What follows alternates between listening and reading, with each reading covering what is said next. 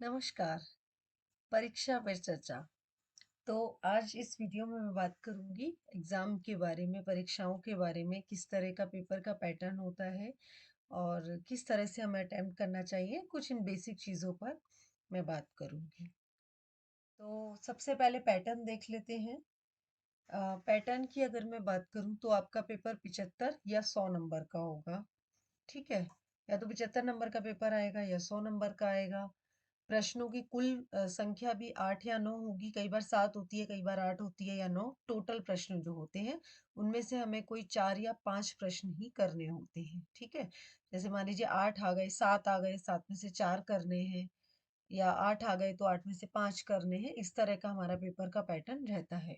ठीक है, तो आप अपने लिए बेस्ट चुन सकते हैं कि आपको जो प्रश्न अच्छे से आते हैं वही 4 या 5 प्रश्न आप अटेम्प्ट कर सकते हैं।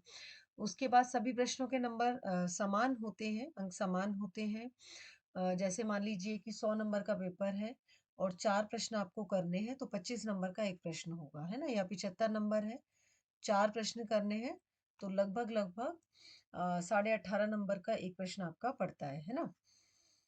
इसी प्रकार से, या 18.75 का एक प्रश्न पड़ता है। इसी प्रकार से अगर 5 प्रश्न आते हैं 75 नंबर के तो 15 नंबर का एक प्रश्न होता है। ठीक है, तो वो आप देख लीजिएगा जिस हिसाब से भी, क्योंकि कई बार 75 नंबर का भी आ जाता है, कई बार 100 नंबर का भी आ जाता है। तो वो जब पेपर आएगा तभी आप देख लीजिएगा। उसके बाद सभी प्रश्नों के अंक समान होंगे, ये मैंने बता दिया। पेपर का समय 3 घंटे होगा, 3 घंटे का टाइम है। तो आप जब इसको अटेम्प्ट करेंगी, ये सब तो चीज़ें आपको वैसे भी पता होंगी, मैं बेसिकली अटेम्प्ट कैसे करना है उस पर आऊँगी। पेपर का टाइम 3 घंटे होगा, तो जैसे आपको 4 क्वेश्चन करने हैं, तो आप अपने टाइम को डिस्ट्रीब्यूट कर लीजिए। घड़ी आपके पास होगी, आप अपने टाइम को डिस्ट्रीब्यूट कर लीजिए कि मुझे एक प्रश्न में 45 मिनट लगाने हैं। ठीक है? तो ये आप डिस्ट्रीब्यूट कीजिए, 45 मिनट एक क्वेश्चन को दीजिए और छोड़ दीजिए, जितना हुआ छोड़ दीजिए, अगले क्वेश्चन पे स्किप करिए। फिर वो कीजिए 45 मिनट में, उसको जितना लिखा जाए उसको छोड़िए। एक आध पेज आपको लगे कि आप बाद में लिख पाएंगे, एक आध पेज छोड़ दीजिए, फिर अगला कीजिए, फिर अगला। इस तरह से आपके जो प्रश्न है वो पूरे होंगे। तो आपको ना पेपर छोड़ना नहीं है, ये आपको ध्यान रखना है। ये अभी आगे भी मैं बताती हूँ किस तरह से लिखें। ये मैंने पूरी कुछ पॉइंट लिखे हैं जो आपको ध्यान में रखना है। जैसे कि सबसे पहला काम, जब आपको पेपर मिलता है तो आपको यही ध्यान रखना है प्रश्न क्या है। तो प्रश्न को बहुत ध्यान से पढ़िए, ये समझने की कोशिश कीजिए पूछा क्या है। कई बार क्या होता है कि प्रश्न पढ़ा, नाम देखा, जैसे मान लीजिए थिंकर है सिलेबस में, नाम पढ़ा जॉन डीवी और बस लिखना शुरू। पहले आप समझ लीजिए कि पूछा क्या है, पूरा प्रश्न पूछिए, समझिए उसको, है ना? और ये देखिए कि पूछा क्या गया है वास्तव में, उस तरीके से लिखना शुरू कीजिए। एक पैटर्न अपने दिमाग में पहले बना लीजिए कि ये प्रश्न है, इसका उत्तर मैं किस तरह से लिखूंगा या लिखूंगी। पहले मैं इंट्रो दूंगी, उसके बाद किस तरह से, तो इस तरह से एक पैटर्न मन में बना लीजिए।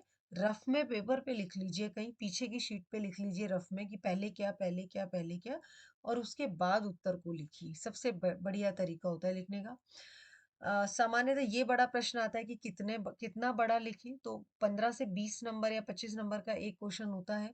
15 से 20 नंबर का क्वेश्चन होता है तो 4 से 5 पेज तो आप भर के ही आइए। ठीक है, भर के आइए मतलब, कई लोग कहते हैं कि लिखने को है नहीं तो क्या लिखें। आपके प्रश्न में इतना स्कोप होता है कि 4 से 5 पेज आराम से भरे जाते हैं, क्योंकि इतना जवाब भी बनता है। और जब आप उसको लिखते हैं, एक्सप्लेन करते हैं, विद एग्जाम्पल एक्सप्लेन करते हैं, तो इतना वो आप 4 से 5 पेज आसानी से लिख सकते हैं। ठीक है, अगर आपको आता है तो, नहीं आता तो अलग बात है। ठीक है, और अगर आप इतना नहीं लिख पा रहे तो जितना आपको आता है उतना लिख के आइए। ठीक है, गिव अप मत कीजिए कि नहीं लिख सकते, तो अब लिख कर आइए, ये बहुत जरूरी है। पेपर साफ सुथरा करने का प्रयास करें, बहुत नीट एंड क्लीन पेपर। आपको भी अगर दिया जाए तो आपको भी एक साफ सुथरा काम पसंद होगा, है ना? इसी तरह से जो चेक करने वाले होते हैं, साफ सुथरा पेपर होता है तो उसका एक अलग ही इम्पैक्ट पड़ता है। तो साफ सुथरा करने का प्रयास कीजिए। उत्तर के लिए शीर्षक डालें और फिर व्याख्या कीजिए, जो हेडिंग और एक्सप्लेनेशन वाला मेथड होता है। पहले हेडिंग डालिए, फिर उसको एक्सप्लेन कीजिए। कई लोग बोलते हैं कि पॉइंट्स में लिख दें, अगर आप पॉइंट में लिख सकते हैं पॉइंट में लिखिए, लेकिन थोड़ा सा इस लेवल पे आके, क्योंकि आप ग्रेजुएशन में है या मास्टर जो भी आप कर रहे होंगे, तो आप हेडिंग लिखिए और फिर आप एक्सप्लेन कीजिए उसको। ठीक है, ये सबसे अच्छा तरीका होता है।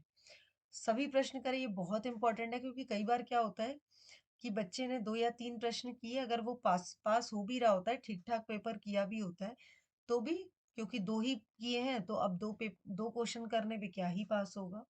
तो जितने 4 या 5 जो भी प्रश्न बोले हैं, अटेम्प्ट कम से कम सबको कीजिए, ठीक है? जितनी जानकारी है उतना लिखाइए, फालतू की चीज़ें मत लिखिए कि गाने लिख दिए या कुछ कई बच्चे होते हैं प्रश्न-प्रश्न लिखा है पूरे पेपर में, वो मत लिखिए, कहानियाँ, ये सब नहीं चलता, इसका कोई नंबर नहीं मिलता। ये मिथ है कि कुछ भी लिखा हो नंबर मिल जाएगा, कुछ नहीं होता। तो सभी प्रश्न लिखिए, अच्छे से जितना आपको आता है लिखिए। शिक्षा का पेपर में ये विशेषता है, आप ब्लैंक नहीं हो सकते। शिक्षा आप स्कूलिंग करके आए हैं पूरी इतने साल की, आप कॉलेज में यूनिवर्सिटी लेवल पे पढ़ते हैं, तो आप शिक्षा के मामले में ब्लैंक हो ही नहीं सकते। जो भी आपकी नॉलेज है उसको लिख के आइए। कई बार एक्यूरेसी नहीं होती उतनी, लेकिन जो भी नॉलेज है आपको नॉलेज के आधार पे भी नंबर मिल जाते हैं, तो कुछ छोड़िएगा नहीं। जितने प्रश्न पूछे गए हैं सिर्फ उतने ही करें। कई बार होता है जैसे 4 क्वेश्चन पूछे, जवाब दे दिया 6 का या 5 का।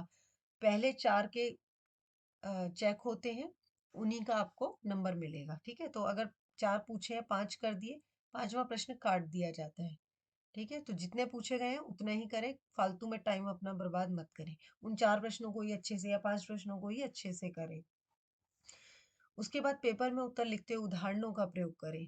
ये तो हर बार जब मैंने वीडियोस भी बनाए हैं तब भी बोला है कि ज़्यादा से ज़्यादा उदाहरण लिख के आइए, अपने अनुभव लिख के आइए। आपके कोई छोटे भाई-बहन होंगे उनके अनुभव लिख के आइए या फिर आपके जो भी भतीजे-भांजे जो भी होंगे उनके अनुभवों को यूज़ कीजिए। आपने कहीं कोई सोशल मीडिया पे कोई घटना पढ़ी हो, कोई किस्सा पढ़ा हो, उन सबको यूज़ करते हुए जो इंटरडिसिप्लिनरी अप्रोच है ना, कि कहीं की नॉलेज को किसी के साथ भी आपको यूज़ करना है, तो वो सारी चीज़ें आप प्रयोग कीजिए इसमें, ठीक है? तो ये तरीका है। इसके अलावा कोई भी आपका सवाल आपके मन में आए, तो आप कमेंट सेक्शन में लिखिए, मैं पूरा कोशिश करूँगी जवाब देने की। पेपर से रिलेटेड कोई भी क्वेश्चन होता है, तो वो आप कमेंट सेक्शन में लिखिएगा, ठीक है? Wish you very very all the best and good luck. बहुत अच्छे से पेपर कीजिए। बहुत आसान होता है, कोई ऐसा मुश्किल नहीं है। घबराइए बिल्कुल मत। और बहुत ऐसा नहीं है, लास्ट तक पढ़ते पढ़ते जाइए, थोड़ा दिमाग भी हमारा थक जाता है पढ़ते पढ़ते, तो थोड़ा रिलैक्स कीजिए, रिलीफ मतलब थोड़ा सा अपने आप को रिलीफ में होने दीजिए और आराम से रिलैक्स होके करके आइए, ठीक है? चलिए, thank you so much. Channel को लाइक कीजिए, सब्सक्राइब कीजिए, शेयर कीजिए।